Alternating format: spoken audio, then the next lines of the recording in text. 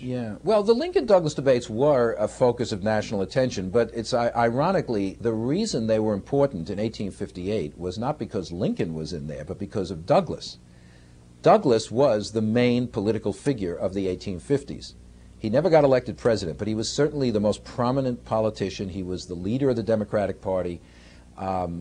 Lincoln becomes well known because he debates Douglas. Today, we remember Douglas as the guy who debated Lincoln, but that's not the way it was in 1858. This is what makes Lincoln a national figure, because he's up there debating with Douglas. So these debates are, you know, when I say there was no TV, there was no internet, but there was a very big press, you know, and there was the telegraph, and so the accounts of these speeches were instantaneously transmitted and published in newspapers across the country.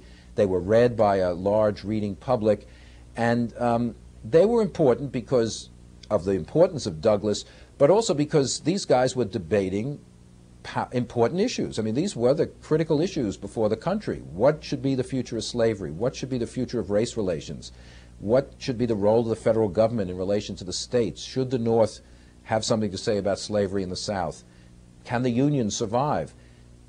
They were debating the critical issues that were confronting the country. They were doing it eloquently. Now, you know, if you go back and read the text of the Lincoln-Douglas debates, some of it seems tedious, some of it is repetitious, some of it seems kind of petty. They debated whether a platform adopted in 1854 or 5 was really the platform of the Republican Party or of some splinter group. You know, they get into, but on the other hand, they were both very eloquent. They were both very powerful representatives of these two very different points of view, and it was recognized at the time as a really critical moment in American political history.